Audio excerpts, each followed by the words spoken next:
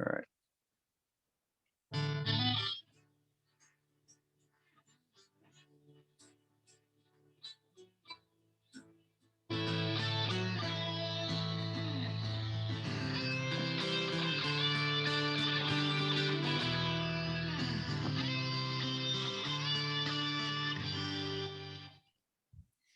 Sweet. Yep. Probably sounds hot in your earphones, but it doesn't. It's always toned down just a notch when I rerun it on the Perfect. regular. Yeah. And that First saves up. me from cutting it straight in too. Yeah, makes sense. And that first part of it sounded a little shaky. I don't know if it was on your end, but it kind of cut in and out first Okay. few seconds. So maybe check that in the playback to see Yep. how it was recorded. Okay. Well, are you recording on your end or? Yeah. Yeah, it'll record local. It's nice because you get two. I haven't quite figured out the audio differences, but you end up with three files. One just being an MP4 of the whole thing, which is what goes on YouTube, and then you end up with two audio files. I think I've just been deleting them as I go, so I don't have any in here. But Right. I think one is a true MP3, and the other is some sort of weird Zoom file.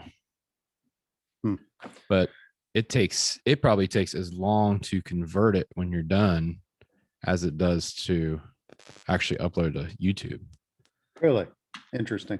So Yeah. So any volume issues from this end, feedback? no, you sound good. Good. I still have a little clicking and static in my earphones, but I don't know if that's just a combo of I can hear it too. I was gonna mention that it's a little bit of a buzz, a little bit of tick tick tick occasionally. Don't know what that would be though. I don't know, and it doesn't show up in the recording. So my guess is it's feedback somewhere between the computer and us. Right. But it's not making the loop. Yep. There's one thing I forgot to turn off, which is the AC system up here. Did you hear it kick on? No. Okay. Well, then that's not horrible. No. Nice. I don't have to swelter through it, right? So, yeah, we start doing this in July. You can leave it on. Oh, I'd be hurting, man, because it's second story, right? So two doghouse dormers over here. Yeah, it would get hot up here pretty quick without that on. So good. Glad you can hear it. So yeah, been kind of a long time in the making, right? I know you've kicked around this idea and we've thought about it, and a little bit late on the ball game when it comes to everybody else, right? But like I said in the previous video, it seems like you can't, spit without hitting a podcast these days. But no, it's good though. It's good.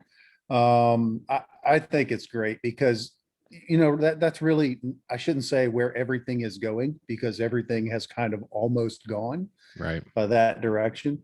But I think it just brings another facet to, yes, we want audio that people can listen to in part of their daily busy lives going to work, right? And then you have the video that we're doing it primarily for the closed caption piece of it.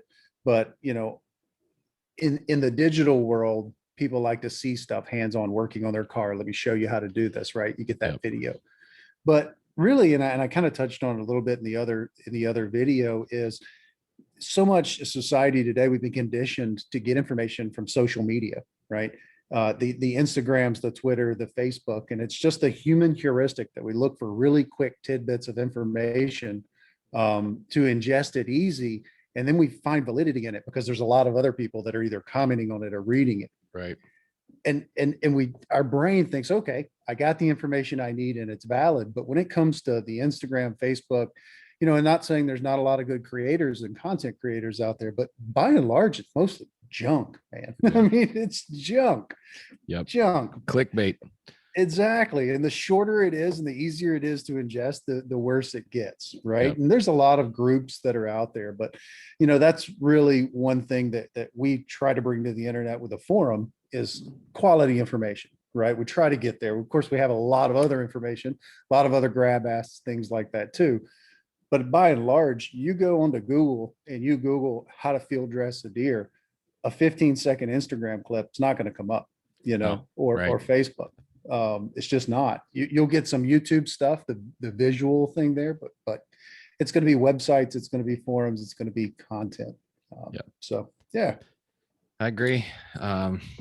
Yeah, as far as I think staying true to who we are and the point of being the virtual campfire and telling stories. And there are a lot of hunting podcasts out there that, and maybe it's just what I choose to listen to and watch, but it's all very technically oriented. There's not a lot of, just BS sessions talking about the love of the game and telling Right. stories. And you just don't, it might get woven in and out here and there, but there's not any out there that I've come across that just, that's the focal point, is just the camaraderie and the brotherhood and the storytelling. So I Right. do think, even though we're late to the game, it's different. And, kind of the same thing as the forum. It might be a small niche, but if we take over what it is that we're targeting, then that's a win Yeah. too. Absolutely. And I think when we talked about this, thinking back the myriad of stories that we've read over the years, there's some great ones out there, some great stories, and they're hard to go back and to find in print. So to memorialize those in audio would be absolutely awesome, Yeah. from the people that did it, that lived it, that were there. Right. Right. Um, I keep thinking about Randy and his mission when the ice sheet broke and he started floating towards Canada, and it comes up occasionally here right. and there on the Yeah. forum, and you can type that out. But to have him, to get him on here, and I want to get Yeah. him on here one of these days to tell that story, because he is one of a kind, and that story is totally one of a kind. Oh yeah. Oh yeah.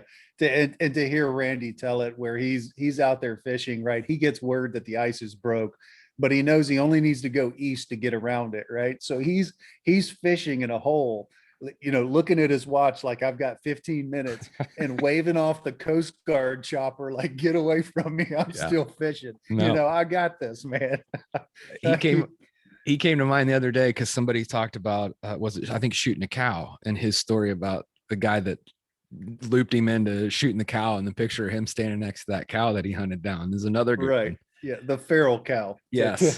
So Got out. that one guy's got a dozen podcasts. Send him if we can just nail him down. Absolutely. Yeah. So um we'll have to give some thought to how we lay out the schedule and all that. But I think that there's, like you said, there's plenty of stories out there that have been not lost to the chronicles, but you got to go dig them up, and you got to remember Right. where to start, and you got to remember what to search for, and then you're still reading it at the Yep. end of the day. So Yeah, if we can, right. even if we can tag some of these podcasts and some of those threads, over time, and have them looped into there, then when somebody does go back to the archives, maybe they'll stumble across the podcast. Yeah. Yeah, absolutely. And not even just the funny ones, right? So, with Randy, but also just successful hunts. We've had a lot of memorable hunts that members have gone on, shot deer of a lifetime, deer that was special to them or meant something to them. And then, ones that didn't, the stories of heartbreak where it just never worked out. Right. Those matter too. And yeah, have those great stories, have that conversation with those individuals. And then, at the end of it, something that I would like to get from each of them is, let's talk about 2, 3 things that matter to you, right? Yep. Over all of your years in the woods, what do you think matters? What do you think makes you successful or not? Or an observation that you've had, that when you walk into the woods, is going to be kind of a constant around there, right? That you pay attention to. And because that's a wealth and many years of hunting between all of those guests that can kind of really drive home some key points, some key takeaways for people. Yeah, and it's nice to stitch together each guest and each podcast with that kind of closing question. When I did the Habitat podcast with those guys, he asked at the very end, "What's your favorite tree?" Which is, that's kind of a cool question. And right, we may not have all sat around and pontificated on what of our favorite tree was, but we all know what that is if we give it a quick thought. And so yep. to hear that answer across the variety of people, and he's had some of the who's who and just regular Joes like me on there, and everybody's got their opinion. So yeah, I agree with you. That wrap up question of, what are the things that matter to you, and what maybe either separates you from the crowd or just keeps you going. Yeah. Yeah. I can answer that question really easy. And I don't care where it is in the woods. If it's got a good backstop and a slight backwards lean to it, I'll sit there all day. You know? That's perfect. Yeah. A Yeah. little bit of a natural recliner in that tree. Everybody's been there where they're on the wrong side. They've got a knot in Yep. the A back, knot you in the know, back. Yep. For right. sure. And even just a couple degrees lean forward, you're like, oh, this is miserable. You know, you're Yep. hunkered down. So yeah, Yeah. give me a good backwards lean any day, buddy. You Right. know, I'm with you there. I got a couple stands. The knots are, you work so hard to get it up there, and then you slap it in there and you sit down in the knots, and then you realize you're kind of stuck, like it's there, and now you yeah, got to deal with the knot. right, right, absolutely, yeah. But you know, the old Millennium stand really fixed a lot of that. Yeah. Big old long platform with a foot rail. You can kind of slouch down in that chair. You know, the chair back itself is off the tree, Right. so you can kind of slouch in and it took a great piece of advice from you is get bundled up in the wintertime and just tuck your arms, you know, up Yeah. under those straps and just hold on. Yeah. Yep. Yeah. Then you get Yeah. stuck. Well, I think the other thing would be Right. cool with us being on opposite ends of the country too is, we're gonna have an opportunity to lead in or lead out on these, but just staying somewhat regular with, kind of where we're at in Ohio at this time. But you got all kinds of cool stuff in front of you. So what's going on in Mississippi, and Yeah. being able to have a little different feel. And, we've now literally have a base all over the country in some ways, or at least east of the Mississippi. We got strong representation from all over this side of the country. Yeah. So, guys are interested to know what you're up to, and you got a whole different lifestyle now. It's a big change for me. I will tell you, after 15 years of living in Ohio, your biological clock gets set by deer season, by Yeah. weather changes. There's coming into squirrel season 30 days later, is opener. And then, you're going to hunt, and you're going to have a good frost. There's going to be those early mid-October cold fronts that come through. And your biological clock gets set with that. And obviously still, being on the forum, having group text with all the guys, it's October, they're like, oh, there's going to be a good frost, and they're hitting the woods hunting, and I'm outside sweating, it's 85 degrees. I'm like, this is wrong. Yep. And I kept telling myself, right, okay, well, yeah, let it get a little bit colder. Soon as it gets colder here, it gets colder. It was 64 degrees today. Oh, come on, man. It's been straight shit up here for like 3 weeks, man. It's legit winter here right now. That's what I've been hearing, multiple inches of snow, Oh, right? yeah. But those were always my favorite time to hunt. A lot of guys like early season. They like to get out there with those bucks still on kind of their early season pattern when crops are still on. For me, just the enjoyment factor of it. You get me in the woods in January where I can sit in a tree and Joe Neighbor's not out there blowing leaves or mowing or firing off his new AR that he bought. All those, it's quiet because Yeah. it's cold and everybody's inside. Yep. Now I made that comment to somebody yesterday. I stopped and had coffee with him. He's originally from the Northeast portion of the country. And he said, oh, you like the cold weather? I said, yeah, I like the quietness that comes with it, because it just gets to the point where it's too brutal to go outside. And so if you do brave it, you're one of the few out there, and the dogs are quiet, the birds are quiet, and there's no leaf blowers, lawn mowers, etc. Absolutely. Yeah. So it's going to take a little get used to, because that happened through November and then December and January. And I've got a coastal marsh across the road, so you always hear about hunting sea ducks and coastal ducks and stuff. And we're right here in the funnel of the Mississippi Flyway. It's moved a little bit further west, but you get all those waterfowl kind of coming down. And it was a week and a half ago when I heard geese hit the marsh over Nice. there. That was the first time I'd heard them. And I texted Nicky and he was like, you better get on it. Season closes tomorrow. And I'm like, maybe I'm a little too far south. I need to, so right. I'm gonna have to head north a little bit to do a little hunting. Yeah. So. I had that moment today because the ringnecks were in town. Hooded mergansers were in town. Of course, season's been out for a couple of weeks here, and that's kind of all the way it works. But if we were also another 100 miles north, it might be not quite as bad. Yeah, absolutely. And a couple of weeks ago here, it was mid 50s, right? Somewhere in there. And mid Mississippi got snow for the first time in years and years. And of course, by 9:30 a.m., it's all melted off and gone. Yeah. But it just shows the temperature difference of even driving 4 hours north, getting away from this Gulf that holds heat, right? Holds a lot of heat. And good thing is in the summer, it holds a lot of cool water too. So yeah, there's a temperature change there, but not so great for hunting. It's definitely going to take me some getting used to, because I don't know about you, but I don't like shooting deer when it's 70 degrees outside. Not my favorite time. No, they stink. Yep. They're like goats, Yep. right? And the fat is all translucent and sticky. Slimy, sticky. Yep. It sticks to your knife, you know. Yep. Well, I like it when it's just hard soap, you know, Yep. you can pull it out by the chunks. So it'll take a little getting used to. Yeah, alligator season coming up. So May, you put in for tags for that. Hopefully I get drawn. We'll see. So yeah, content. Hopefully it's there. Sweet. Yeah, I don't think there's any shortage, and the variance I think is cool, right? Because It we're not entrapped in the same thing. Because we're effectively on the same parallel in the state when you were here. You just go on the opposite side on the flat version of the 42nd parallel. So it's totally different ball game down there on the marsh, and well, being able to go collect seafood. Yep. Like real eats, totally different eats. Some of my favorite eats. I'm super jealous of that because you can only eat so many squirrels, but I could eat shrimp all Right. day. Yeah, So. absolutely. Yeah, and the price difference and the ability there. We bought 50 pounds of shrimp, $2.50 a pound on Damn. shrimp that was in the teens.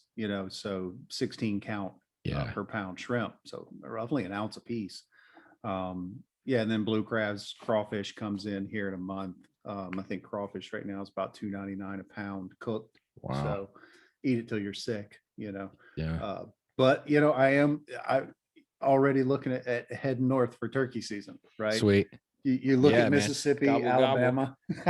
Yeah, you look at Mississippi and Alabama, and a lot of times they're looked at as almost like turkey capital hunting states. Right now, you could look out west in the Merriams and stuff and have a different thing, but Alabama in the South has always been known for turkey hunting. I don't know, man. I grew up here. I've hunted turkeys here. I would prefer to hunt Ohio for turkeys or Kentucky, northern Nice. Kentucky. Yeah. I gave thought to traveling today. Podcast that Hunting Public released was about traveling to hunt turkeys, and I just started it, and I was like, man, as I get older, I enjoy it more. Right. It would be kind of nice to go somewhere and just do it differently. And I see there's just so much less pressure with turkeys for me because it's really more of a hobby than what deer hunting's its own thing. It's its own beast. Whereas turkeys is kind of like, all right. Right. Is what it is, right? Yep. Yeah, and if you're after a good 2-year-old or 3-year-old bird, right, there's usually enough of them around. You mess up an opportunity on one. It's not a season ender, Right. typically. You can, find another one. But what I love about turkey hunting most is it's a team sport a lot of times. It's the best time to get out there with a good friend, to go in the woods, to put a strategy together, and they talk back most days, right? Yep. So you can get that instant response. You can throw that out there, and then you'll hear them. They'll call back to you, and you figure out, okay, that bird's going up this ridge, or he's going to, crest over this point. And you try to make a plan, and two of you work it out. And when it happens, it's just the greatness of teamwork, right? So that's why I love it. Yeah, I would turkey hunt and elks the same way when we went elk hunting. They're just big turkeys. I know that you're not supposed to say that, right? But it's pretty much the same. You can call them, they answer, you figure out a strategy, more to it than that, but yeah. Cool. All right. Well, I'm going to shut the recording off, and we'll make a dry run of it, let the guys listen to it, see what their feedback is. And then I'm going to go ahead and stop it, and you and I can